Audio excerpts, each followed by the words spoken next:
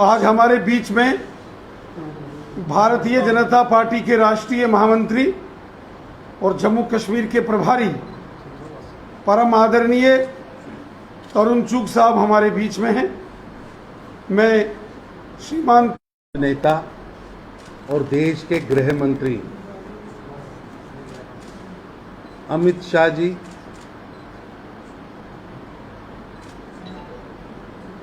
तीस सितंबर, 1 अक्टूबर और 2 अक्टूबर को जम्मू कश्मीर के अपने प्रवास के लिए आएंगे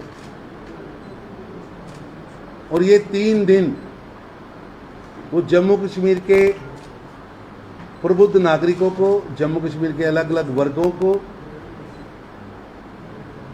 मिलेंगे और यहाँ के विकास कार्यों को और अपनी सरकार की गतिविधियों को बैठ के भी लेंगे। इस दौरान वो 2 बड़ी सभाओं को भी संबोधित करेंगे।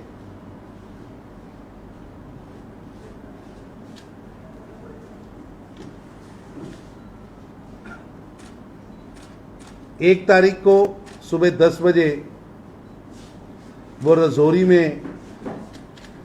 एक बड़ी जनसभा को संबोधित करेंगे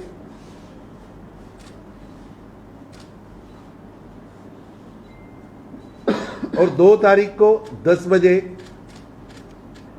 बारामूला में एक जनसभा को संबोधित करेंगे।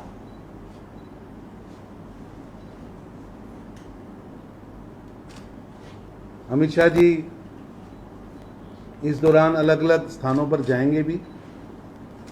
उसकी विस्तृत जानकारी अगले 2 दिनों में यहाँ के प्रदेश अध्यक्ष आपके सामने रखेंगे। ये एक बहुत बड़ा मौका है, बड़ा एक उत्सव की तरह हमारे लिए दिन है कि जिनके हाथों से, जिनके आशीर्वाद से, प्रधानमंत्री मोदी जी के आशीर्वाद से धारा 370 टूटी, 35 से टूटा और जम्मू कश्मीर के नागरिकों को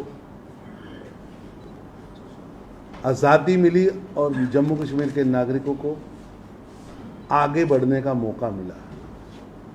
जिन जंजीरों में यहाँ के लोगों को बांध रखा था, उन जंजीरों से प्रधानमंत्री श्री नरेंद्र मोदी जी के आशीर्वाद से मुक्ति मिली है और जिन हाथों से सदन में ये प्रस्ताव पेश हुआ था, भारत के गृह मंत्री श्री अमित शाह जी खुद 3 दिन के लिए यहाँ आ रहे हैं। अलग अलग कार्यक्रमों के मैंने 2 पॉलिटिकल बड़े कार्यक्रमों की आपको जानकारी दी है। ये दोनों कार्यक्रम क्योंकि कभी यहाँ के एक बहुत बड़ा वर्ग रहा जिसको कभी मौका ही नहीं मिला, एसटी परिवार, एससी भाईचारा, उन सबको मौका देने का काम हमारी सरकार ने किया। यहाँ की महिलाएं,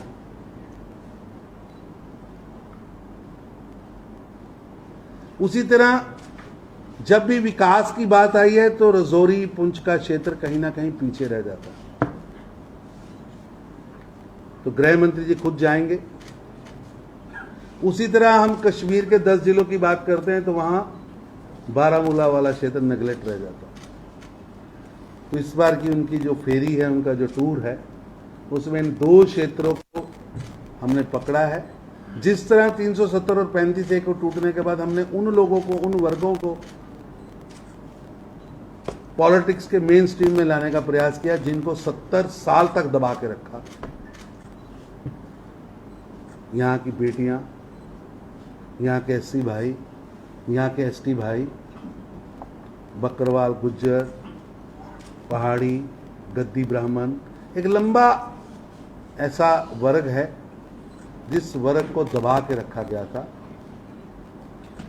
उस वर्ग को भी साथ लेकर जो प्रधानमंत्री श्री नरेंद्र मोदी जी का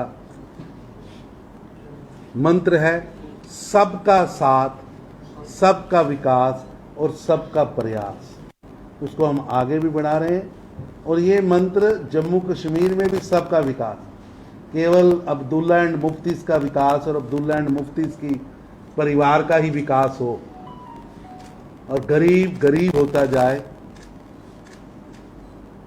उस मक्कड़ जाल से मुक्ति दिलाने का काम मोदी जी ने किया है। विकास की नई गाथा लिखी जा रही है।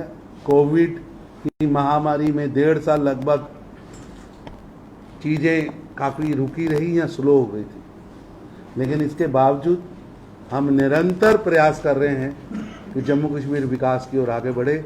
और आज मैं सैकड़े काम गिना सकता हूं और उस दिन उन कामों पर चर्चा भी करेंगे।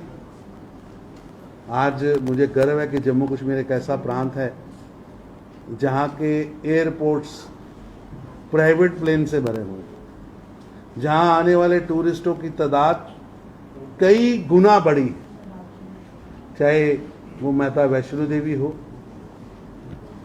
चाहे वो अमरनाथ जी की यात्रा हो, चाहे रघुनाथ मंदिर की यात्रा हो, चाहे इस प्रांत के अंदर टूरिस्ट प्लेस पहलगाम हो, श्रीनगर हो, पूरा का पूरा जम्मू कश्मीर एक भगवान की सबसे सुंदर प्रस्तुति है, दिव्य है, सुंदर है।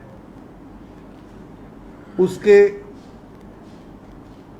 नौजवानों को ना तो जम्मू कश्मीर का नौजवान जम्मू कश्मीर के विकास के लिए काम आता था, ना जम्मू कश्मीर का पानी ना जवानी, दोनों काम नहीं आते। अब जम्मू कश्मीर का पानी भी जम्मू कश्मीर के काम आ रहा है और जम्मू कश्मीर की जवानी भी जम्मू कश्मीर के काम आ रही है। यहाँ विकास, इंडस्ट्री रेवोल्यूशन लेके आई है। अभी अगले कुछ महीनों में आपको दिखनी शुरू होगी कि भी कितनी तेजी से चीजें जमीन पर उतरी हैं। टूरिज्म अपने आप में एक प्रफुल्लित हुआ है। वो उन लोगों ने यहाँ के नौजवानों को टेररिज्म की ओर दौड़ाया था। नरेंद्र मोदी जी के नेतृत्व में हमने उन्हें टूरिज्म की ओर लाए। उन्होंने पत्थर चलाने वाले पैदा किए, हमने उन पत्थरों से रोड बनाने वाले नौजवानों को इकट्ठा किया है, डेवलपमेंट करने वाले कश्मीर को खड़ा किया है। अब यहाँ का नौजवान पत्थर का प्रयोग विकास के लिए कर रहा है। यहाँ का नौजवान जम्मू कश्मीर को तेजी के साथ, क्योंकि काफी साल यहाँ विकास रुका रहा, तेजी के साथ ये बढ़ सके, आगे बढ़ सके, भारत के बाकी प्रांतों के साथ कदम से कदम मिला सके, उसका रास्ता मोदी जी ने खोला है। और निश्चित रूप से यहाँ के लोगों ने जो आशीर्वाद डीडीसी, बीडीसी और पंचायत चुनाव में लोकतंत्र पर मोहर लगाई है, मैं समझता हूँ ये एक अच्छी शुरुआत है। इस मौके पर मैं इसमें सरदार जी सवाल लेने से पहले, साथियों, जैसा कि हमारे राष्ट्रीय महामंत्री जी ने बताया कि हमारे देश के यशस्वी गृह मंत्री परम आदरणीय अमित शाह साहब 1 अक्टूबर को राजौरी में और 2 अक्टूबर को बारामूला में दोनों बड़ी जनसभाओं को संबोधित करने वाले हैं। जो राजौरी में माननीय गृह मंत्री जी की भव्य रैली होगी, उसमें पुंछ, मेंढर, सुरनकोट, मंझाकोट, राजौरी, थन्ना मंडी, दरहाल, बुद्धल, नौशहरा, सुंदरबनी, कालाकोट, ये तमाम सीमा, ढांगरी और डूंगी जैसे बॉर्डर के क्षेत्रों के लोग माननीय गृह मंत्री जी की रैली में शामिल होंगे, जो राजौरी बस स्टैंड के ग्राउंड में 1 अक्टूबर को 11 बजे माननीय गृह मंत्री जी राजौरी रैली स्थल में पहुंचेंगे।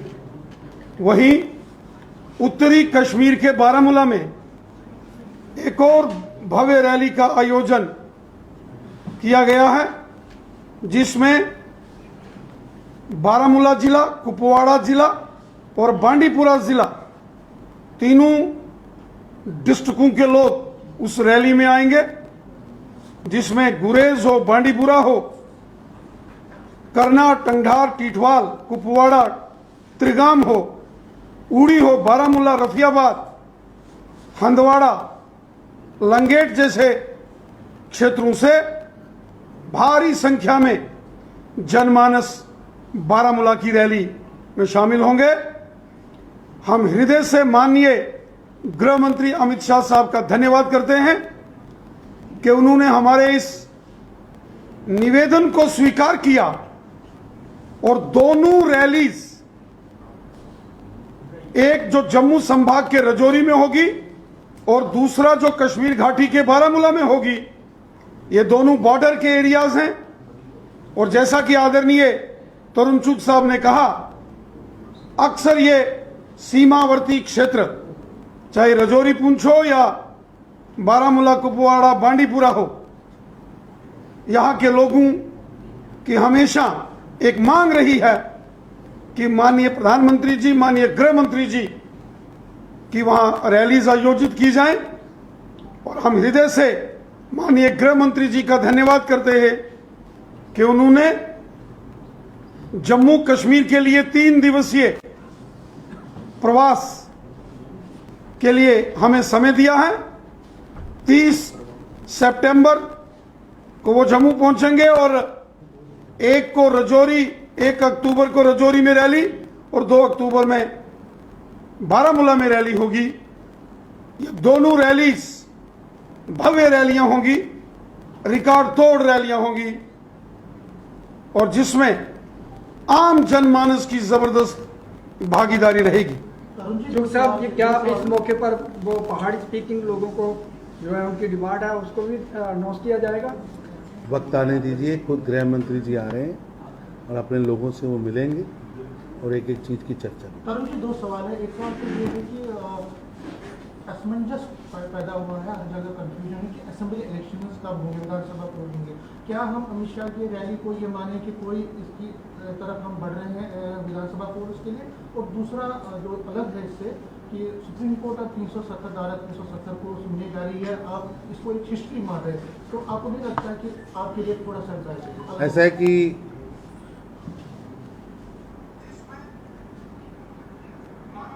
चुनावी प्रक्रिया लगातार अपनी गति से एक इंडिपेंडेंट इंस्टीट्यूशन होने के नाते काम कर रहा है। परिसमन हो गया है, वोटर लिस्टों पे काम हो रहा है, सभी से ऑब्जेक्शन मांगे जा रहे हैं। ऑब्जेक्शन आने के बाद वोटर लिस्टें बन जाएंगी। वोटर लिस्टें बनने के बाद जो चुनावी प्रक्रिया है वो अपनी गति से चुनाव भी आएगा। भारतीय जनता पार्टी लगातार 365 दिन काम करने वाला दल है।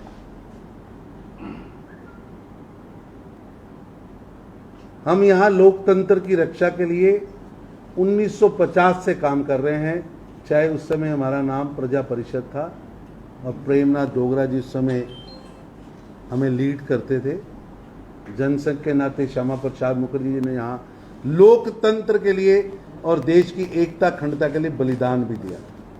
इसलिए जम्मू कश्मीर निरंतर भारतीय जनता पार्टी के एजेंडे पर रहा है और हमने लगातार इस पर काम किया। रही बात 370 और 35A की,